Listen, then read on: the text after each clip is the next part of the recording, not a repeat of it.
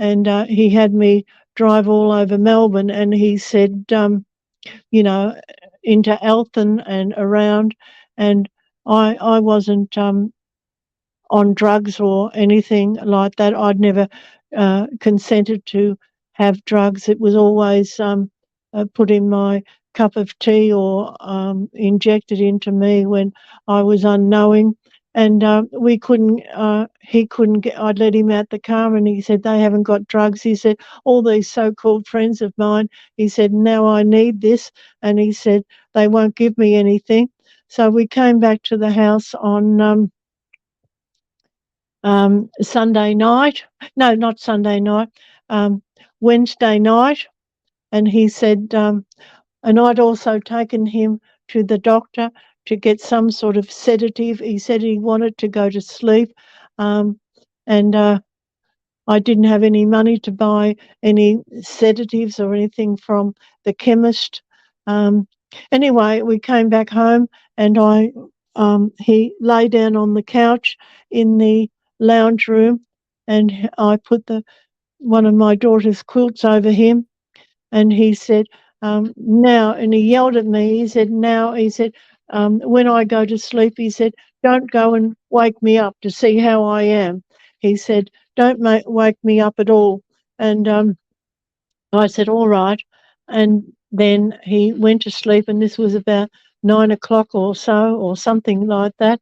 And I was talking to these other two people down in the kitchen area, and then I said, I felt sort of a bit woozy, and I thought, oh, I'm a bit tired. So I said, I'm going to bed. So I went up to the top of the room and went to bed. And then at 3 o'clock in the morning, around about 3, I woke up with this beautiful feeling of love and, just a beautiful feeling. And I knew that Michael he had gone. And I went into the lounge room, and this couple, they were canoodling on the couch, and Michael was lying there, and I said, Michael's dead, he's dead. And I said, no, he's not. We heard him making noises before. And I said, no, he's dead. And anyway, and he was dead. I had to go out and ring up from a telephone box, and I tried to resuscitate him previous to that. And I asked the ambulance to get there. They were only about 2 or 3 minutes away, but they took at least 20 minutes, and I think that was staged as well to make sure that he was dead. He was dead, and I had contact with him after he died, and I was talking to him, and because I am a medium, so I was talking to him, and this young couple, the young fellow, he said that he had to go, and I said, you're not going to leave me with all this, are you? And I said, I'm going to put you in. I said, I can't handle all of this when Michael's died, and I don't know how he's died. Anyway, so the police came and all that sort of thing, and they interviewed me, and they said, you did it, didn't you? And I said, no, I didn't. Why would I do it? And whatever. And anyway, and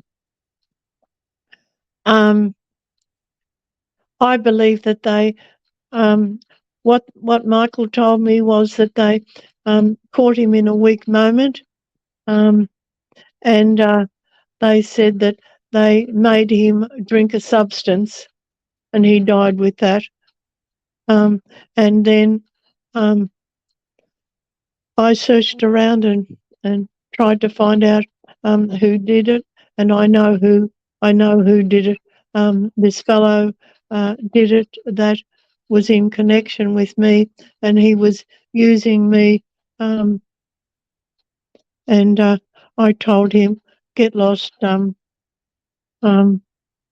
with Michael, and he met me down the street a few weeks after Michael had died, and he said that if you don't watch it, he said the same thing's going to happen to you. And the same thing did happen to some of the people that I knew. I knew a woman. I just Yeah, want to let people know yeah, what's on the screen here, just so you know and understand, yeah. is an instance. I've got a PhD that was written about this particular hospital that was owned by the family That was the or one by at the, Q. Yeah, the one at yeah, Q. yeah, exactly, Yeah, the one in Q. And this is just an entire study done by the malpractice of the medical community in that area around that hospital, connected to that hospital, and how they were using drugs and how there was malpractice suits brought up against many of these so-called practicing surgeons, doctors, psychiatrists. And what you're talking about here seems like it was done by a professional, and she had a lot on her payroll. But please, sorry to interrupt you, and I never got to tell you earlier my condolences about your brother. When you were telling me that story about your brother, time ago. that was a very heavy story. Must be a lot for you to carry, knowing that anybody that ever tried to help you, this is what happened to them. There's two people that seems to have be assassinated. It's what it seems like. Yeah, using medical doctors to do it in such a way that, I mean, the only way you can hide an assassination attempt from a doctor is by being a doctor. Yes. I console myself that they are in a better life and whatever. But it was very upsetting for his wife and their 3 children, and she was pregnant with a 4th one when they got rid of him at 37 years of age. That's quite a long time ago. Something I was going to say to you. So at every twist and turn, they've had people working for them. Now, what my handler said to me was that how they do it is they, when the young person is a young person and going to university, it's one way they do it. Going to university, they help them with their fees and all that, and then they call in the favours later on when they're doctors or whatever. There were, or else what they do is they get the people in compromising position. It's the old story. It's like this Epstein and this what's his name, Diddy, where they have cameras in the house. They had all cameras in the house, and I was being filmed all the time. I didn't know. When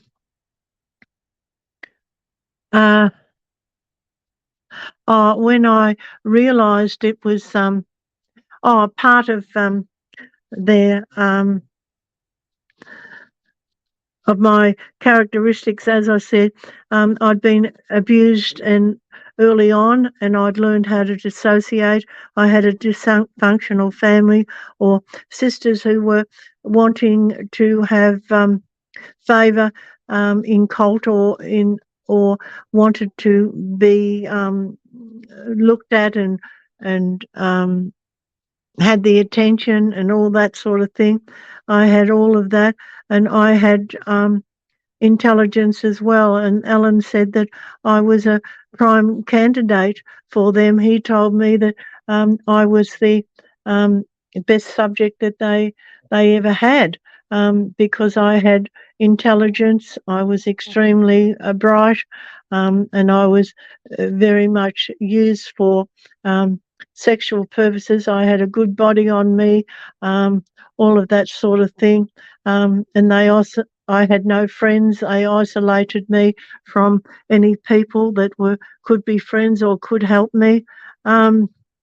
And so I had, and then I had all the spiritual gifts that I didn't know that I was so psychic and whatever. And I didn't learn that until many years later. And I was always telling people what would happen to them and what they should do and all of that sort of thing. But didn't realise that this was a psychic, not gift, because it's not a gift, it's a learned ability. Um, and so I had all the attributes of it, um, um, attributes of what they wanted. I was deep trance medium as well. I didn't remember anything. I could easily forget things, and I was living this double life. Um, and then I became, when I learned that it was hypnosis and whatever, I went to, I don't know whether he's still alive or not, but a hypnotherapist, I don't know whether he was a psychiatrist, but a well-known hypnotherapist. Because when I went to the police at the beginning of all of this, I said, I think I've been used under hypnosis, and I said that I wanted somebody to check all of this out. And they made an appointment, and this is where I ended up with this doctor. They said that this one that I had an appointment with, they said, he's gone away on holidays, but we can put you in with somebody else. And I went in to see him, and I said, I'm not talking to you. I said, I recognised who he was, and he had and he, he was a doctor who took Sarah Hamilton Byrne under his wing. He took her under his wing, and she went to university and she became a doctor. She tried to kill herself and lost a leg, and she eventually died. But anyway, there are other people that have passed on with this group.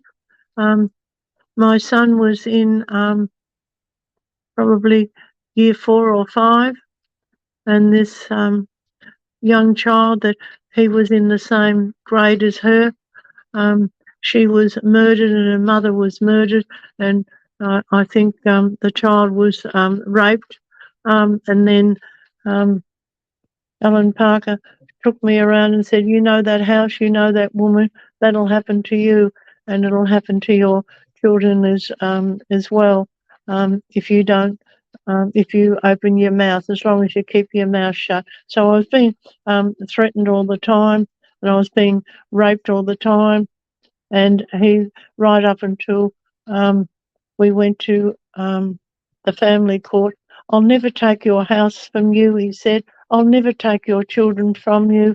And it was all lies, because as you know, what they say to you is it's the opposite. When they say, I love you, it doesn't mean that. It means I hate you. So it's all upside down with the cult stuff and the satanic stuff. Can I And play an introduction just for people to see what 60 Minutes had to say about this cult? Just a minute or two of an introduction by a 60 Minutes investigator. This was in the 80s, I believe. It's horrendous. I'm so sorry you've been through all of this. I want people to see how well documented this is, because the stories you're telling are so far-fetched. But to understand that you're not the only one that has told this story about this cult, there have been a number of you that have stepped forward. Let me. yeah,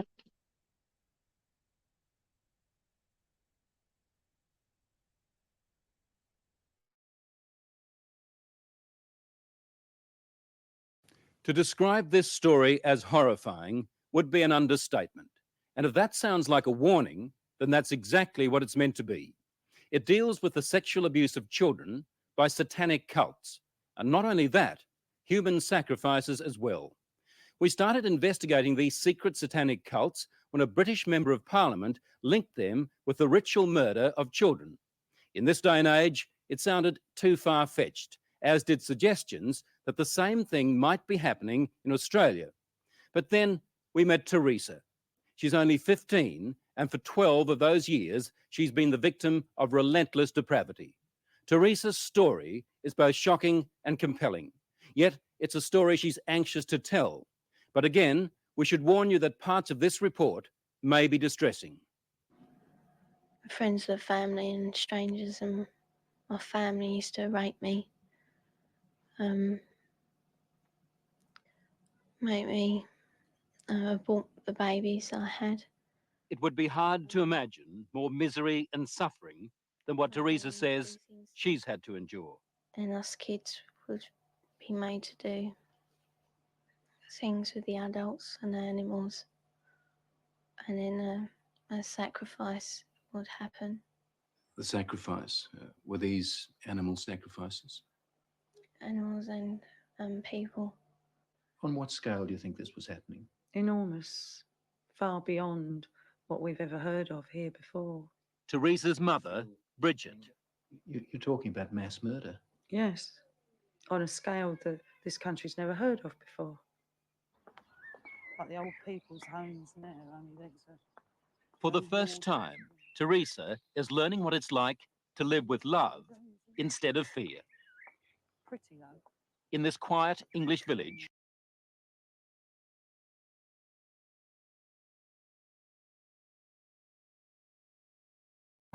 So anyway, there's a lady that escaped to the UK, back to a family, other family in the UK after being connected to the family. I mean, sorry, she escaped to her family after being connected to the family in Australia. Shocking. I mean, people talking about human sacrifice in the family. Sorry, I muted your mic, Ms. X. So, I hope you can. Yeah, no- it's. can you hear One me? can only imagine what you were subjected to. Well, I know that when I had flashbacks where they took me to parties and things like this, and with one of them, they used to talk about John the Baptist and whatever. And you know that in the Bible, they twisted a lot of the Bible stuff. That he was beheaded. Can you hear me? Yes, I can hear you rather well. And I remember they took this person's head on a plate like they did in the Bible with John the Baptist. Just a second, I've got to plug in this phone. Just to clear up, you're saying that you remember a time when you were shown a head on a plate? Yes, platter? it was at a party, and it was a head that was cut off, and it was on a platter, A and it living was head, being a real head, or yes. Well, now it was a person's head, and I was asked to take a bite out of it, and I said, "No, I'm not doing that." I said, "Gee, that's very good. It's a paper mache plate, a paper mache head." I said to him, and he said, "No, it's a real head." And I said, "Don't be stupid. It's only a paper one." And I was often being asked about it. And then when I had a more severe flashback,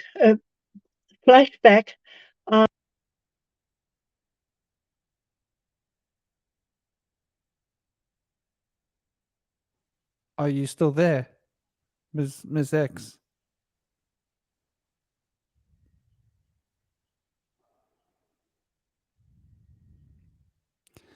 Well, we seem to have lost her.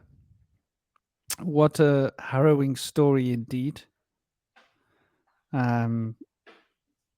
Totally harrowing story. Are you with us? Let me know if you can hear us. And yeah, there's a lot of conjecture around it because there wasn't enough evidence. There were a number of court cases brought forward against Anne Hamilton, many of her psychologists, psychiatrists, surgeons. There was a gentleman that was lobotomized, literally lobotomized. And many people were sectioned by her. And if people didn't agree with her or threatened the cult in any way, they would either be sectioned. There were forced medical procedures put onto people. There were enough psychologists and psychiatrists. In those days in Australia, 2 psychiatrists signed a document, you were sectioned. It was very easy to get sectioned. So you can imagine how easily it was done when she must have had a handful of psychologists, a handful of psychiatrists, a handful of medical doctors, surgeons. And it's easy to understand how, powerful she could have been, because she had police on her payroll or police connected to her. The gentleman that was the handler of my client, the Ms. X, was, as we see, somebody who worked with children. He was working with a child protection agency. This is the man that was raping children. So these satanic cults have got a lot of power. My conjecture leads me to consider whether or not they were connected in some way to MK Ultra projects. Whether they were farming children, whether we don't know the full story. Maybe there were many children moving through and being prepared in this place to be sent to other places, to be tested, to be used in strange ways, and to be used as breeding farms. And obviously it seems that Ms. X was... welcome back. Yeah, I can... I've been listening to you, and I'm saying that you are correct. And this group, I researched it out and found that they were MK Ultra. But you were talking about farms and whatever.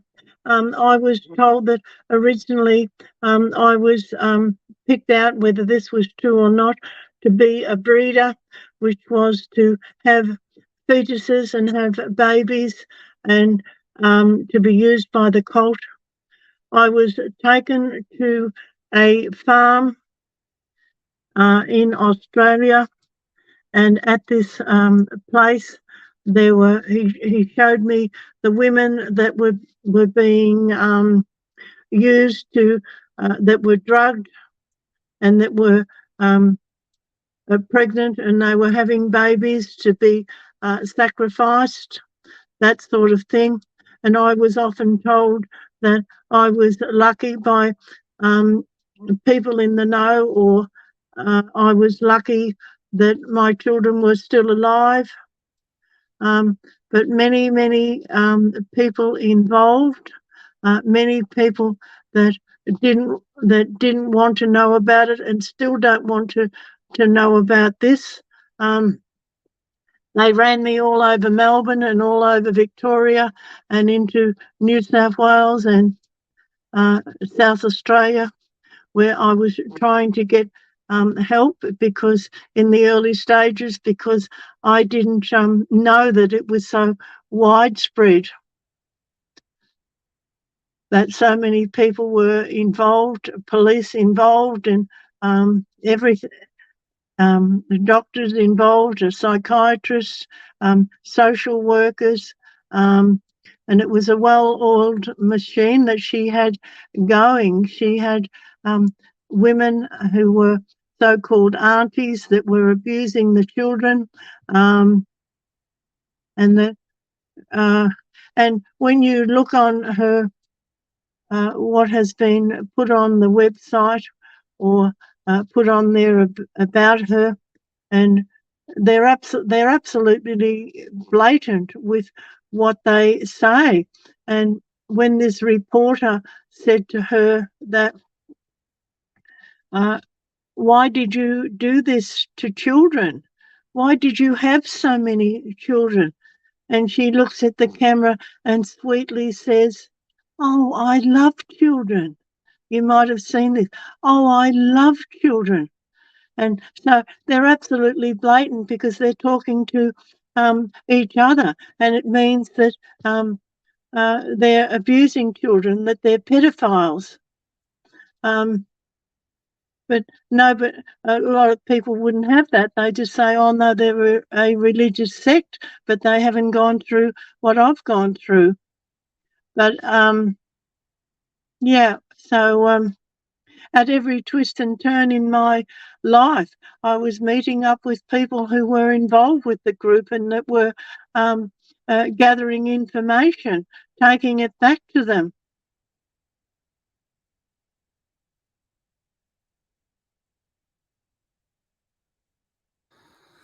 Totally.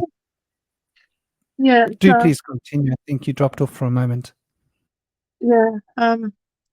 That at every twist and turn, and there have been many people that have had their children sacrificed or taken from them, and there would be a lot of women out there who've had their children taken from them, but they wouldn't know what I know, because I've had the flashbacks and I went back to the places where things had happened, and then I remembered more things, and places got burnt down when I realised that what was happening at those places.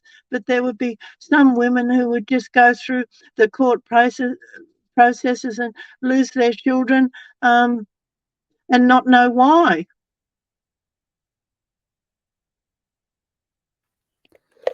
Well, I'm glad that you survived. I'm sorry that you suffered.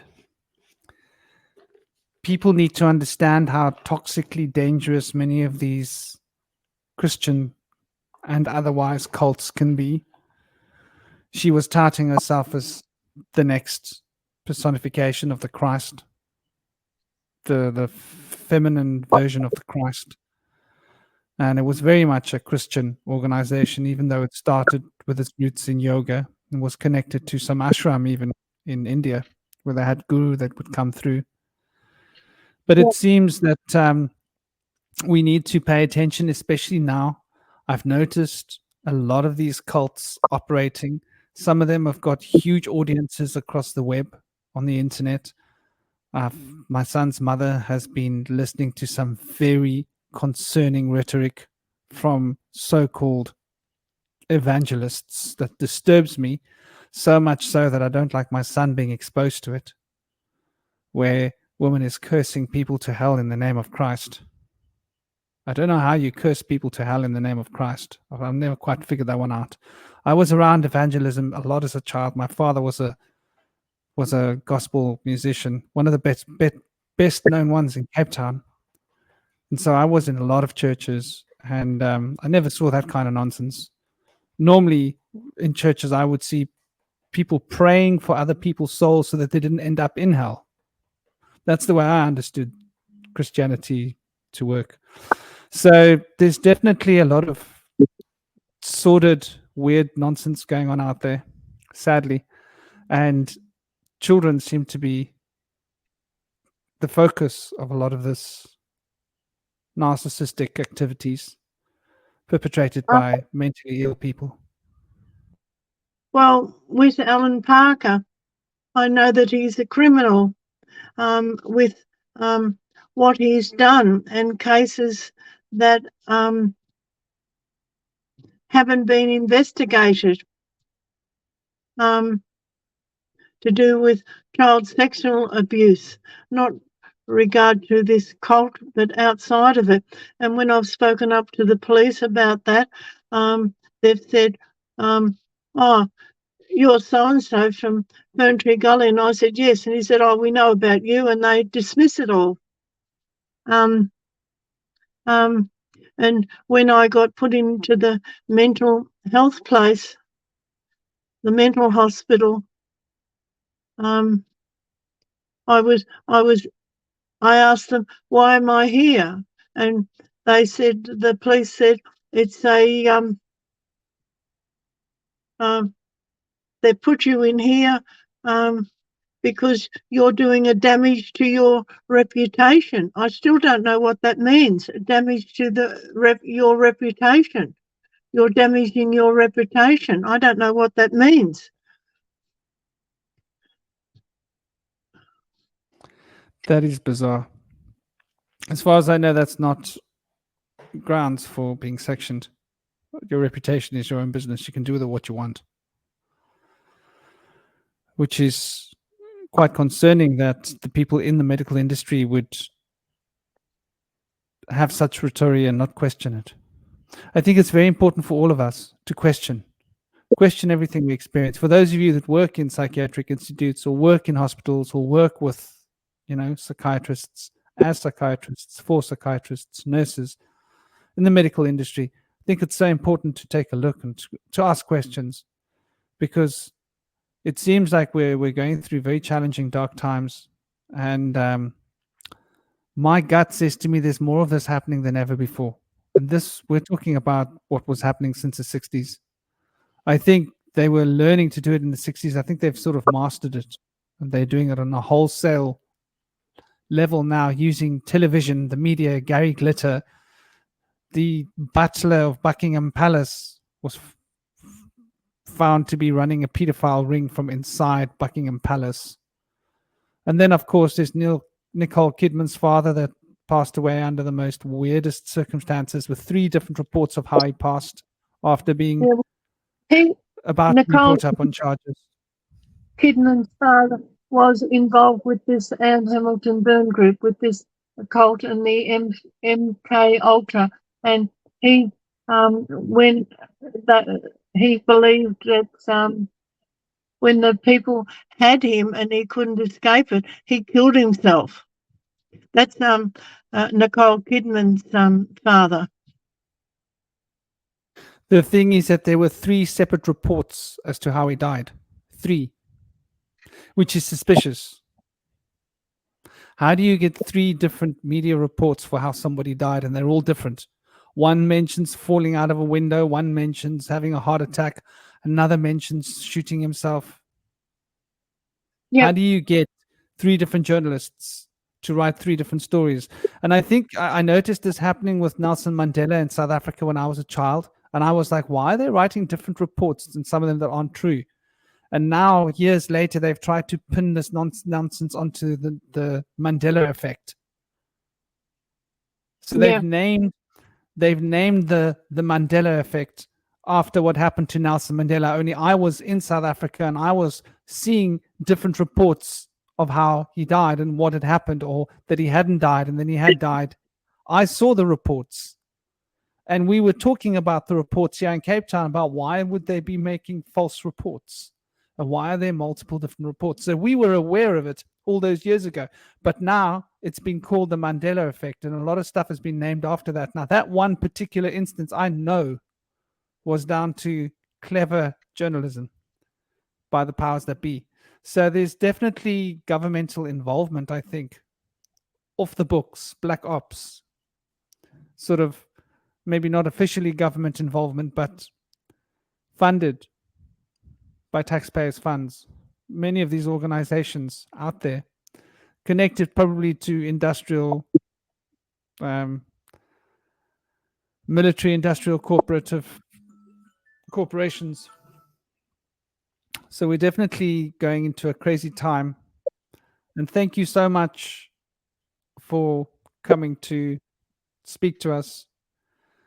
Are there any last words you want to say? Is there anything else you'd like to get off your chest? I know that my life has been in danger for a long time. and they still could get rid of me, as long as people are not taking up my case, and as long as it's been believed, oh, they won't listen to her. That in a way I'm safe, but I'm not safe because I don't want this to be happening. But so many people involved, and so many doctors, and so many police, and a couple of the people that run through my case. There's a thread that goes through my case, are involved, but people are saying, people don't know that they're involved, and saying, oh, what a wonderful person they are, and all this, and they're up to their necks in this pedophilia, and you know, it's just so heartbreaking. I've lived my life, and I could have suicided many, many times, and I've hung on by a thread, and I know that I've been programmed to, when push comes to shove, that I should kill myself, but I'm never going to do that. But to have all this happen with my children, and that's the only thing that I wanted, because they psychologically examined me to find out what my beliefs were, and what my thoughts were on many different subjects, and they knew that that's how they could get me. Back in the early days, when my son was, he was about 4 or 5, and they 4 or so, and they got me away from my then husband. I told him that there was somebody coming into the house. I said, there's somebody coming into the house at night. And so he gave me a shotgun and said, shoot them if they come in, and I couldn't even lift the shotgun.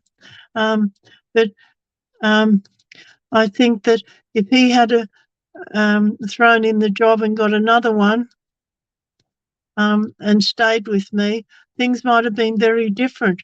But then they might have bumped him off. They might have got rid of him. But what happened was that they got me out of the house, and I had my son with me at night. And I was with this handler, but he wasn't in the house that night.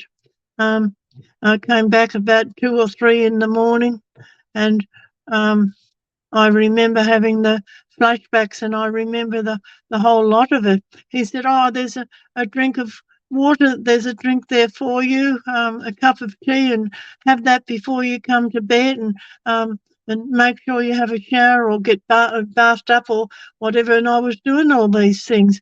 And then I went in, and they ripped the clothes off me, and they were all in a circle with his coven.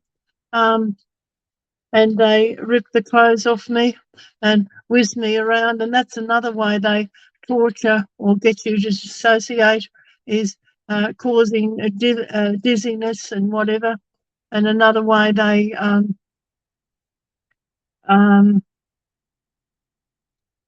torture. They do a lot of things. I was locked up for many days and many weeks. I used to get locked up in the house. They used to torture me with drilling my teeth without any anaesthetic, so that I'd dissociate or create other alter parts, that type of thing, starvation, and all that sort of thing. Physically abusing me, but it was nothing for me to be gang raped, and I couldn't walk. And that's even been up recently. And people would say, "But you're an old woman." They wouldn't want to have you for sex, and it wasn't for sex; it was for power. It was that they would then control me. But they wanted to take me from a person who had morals to one who hadn't, and that I was absolutely terrified when I found out, when I started to remember and ask people what this meant, and they told me.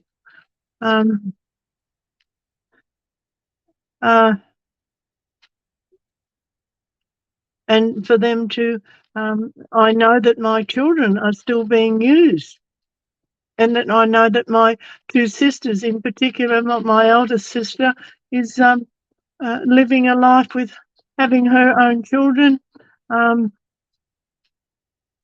having all the things that go with them, their birthdays and Christmas and all that.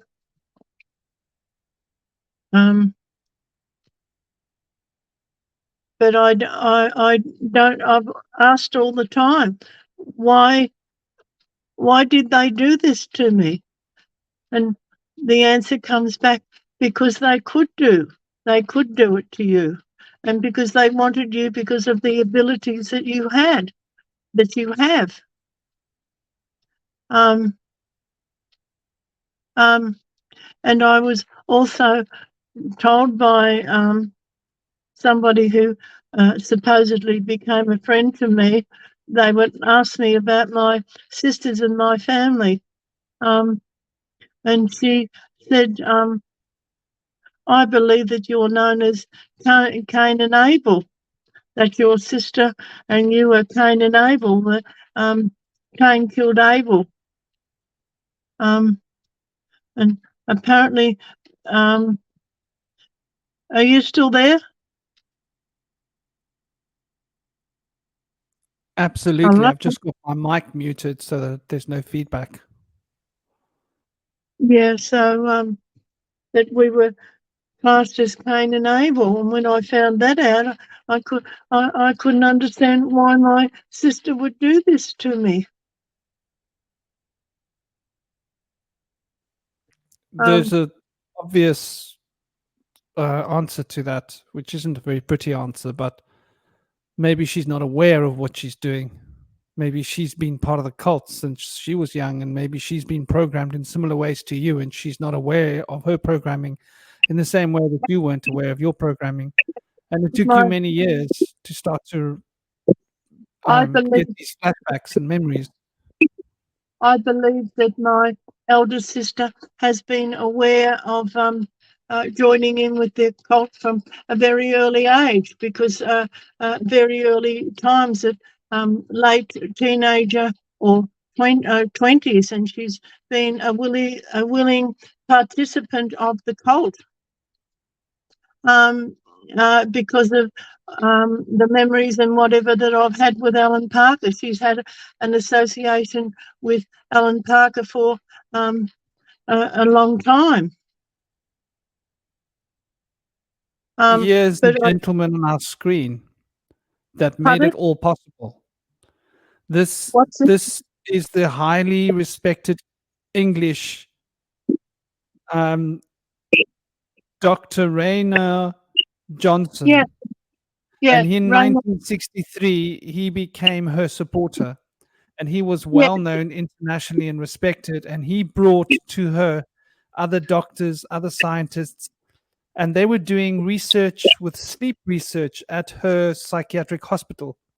And the sleep research that they were doing at that psychiatric hospital was to do with putting people into sleep and using sleep therapy. And I believe that sleep research and sleep therapy that they were using was basically learning how to create alters in people and how to reprogram people. And they had a lot of success with you, which is why they didn't want to let go of you. But this guy Dr. Dr. Rayner, Raynard that Johnson, he's the one that made it he all was possible. Melbourne University. That's where he was, and my sister worked there for a while, and I believe that when I went down to see her on the weekends and whatever a few times, and I remember a man. I remember being introduced to a man, and I think it was him, Dr. Raynor Johnson. Um, um, uh, but it's a dreadful story, but every word of it is true. They would, but this is what they would do: get rid of the reports. When I went to doctors and whatever, and said I'd been raped and whatever, and if they had been legitimate doctors, and there was one where I was raped when my son was a baby, and I was given a referral to a psychiatrist to go and see him, and I was told to go immediately because the doctor couldn't understand why I didn't remember that I was being raped. And when I went out in the car, I opened up the letter. I was sitting in the car reading the referral, and this woman came over to me and said, "What's wrong?" And I told her, and she said, I wouldn't go if I were you, um, uh, because they could put you away into a mental place if you don't remember. Don't you think you'd remember? And I said, I don't know. And she was involved with the cult.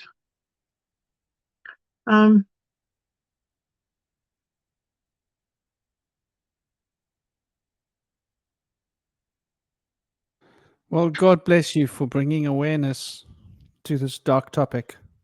And I will upload this at a later stage. It would have been great to do a live show, but it wouldn't have been so safe. So this is the best way to do it. Thank you so much for joining us. And blessings and peace and love be with you. It must be quite late where you are now. And you must be aching to use the loo and get refreshments. You must be thirsty. Yeah, and you can probably hear that I'm starting to get very tired. It's 2:20 in the morning here. I noticed that we went on for 3 hours and 45 minutes. I was planning to do 45-minute segments. I didn't realize once you started, you'd be like unstoppable. The information just waiting to come out of you. But it's definitely time for you to go and sleep. God bless you. And I think that the listeners, the people that are listening to this, really a way to disband all these organisations and these that are not of the light, that are not of God, is to pray that God will bring it about that they will be disbanded, or they will be found out with what they're doing, because, as I said,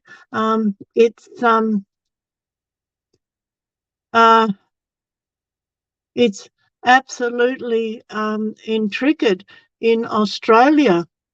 It's just all over the place. Every twist and turn. People wouldn't believe that. They've got their heads buried in the sand.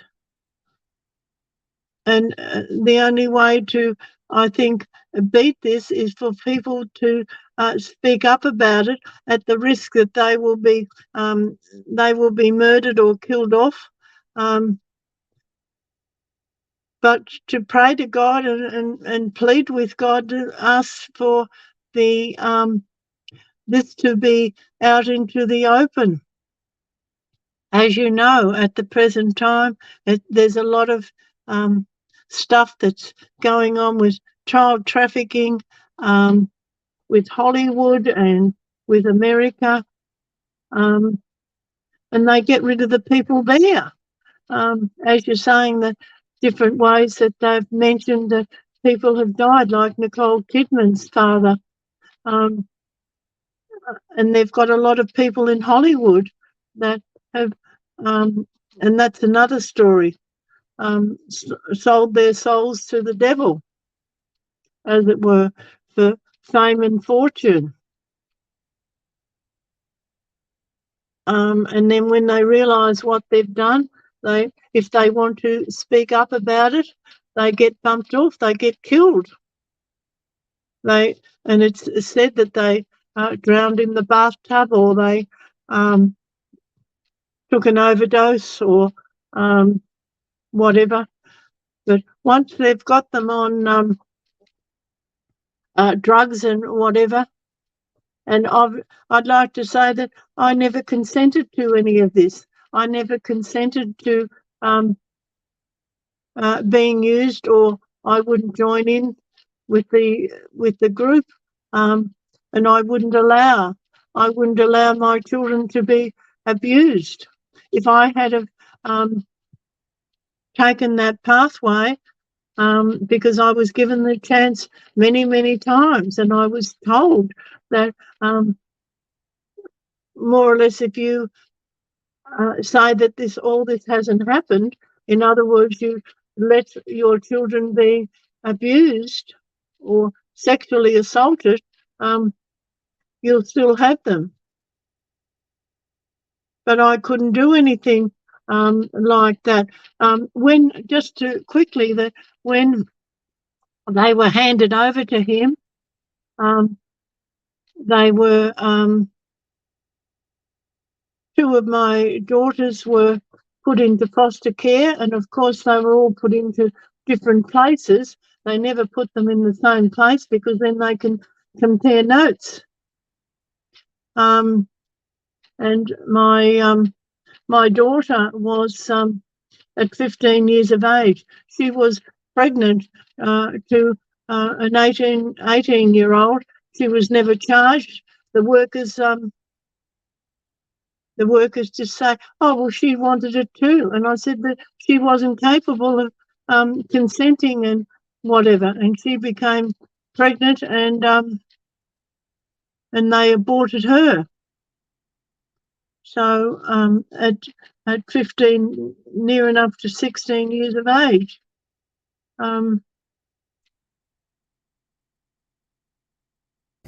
Very sad story. Well, here's a documentary for those of you that are interested in watching a documentary. Incendiary, heartbreaking investigation into one of Australia's most notorious cults and the scars its survivors still bear today. So go and take a look, family. Yes? When there was a movie or a film about the Anne Hamilton burn, and you thought it was in New York or New York State or somewhere, what was the name of that? That is a series. So that series is The Family, also called The Family, but that's the Netflix series. So the one on the screen at the moment is a documentary that's actually a non-fiction piece. That's an investigation into the cult that you've been talking to us about. And then the Family series was a Netflix show. Let me just try and get it up on the screen again.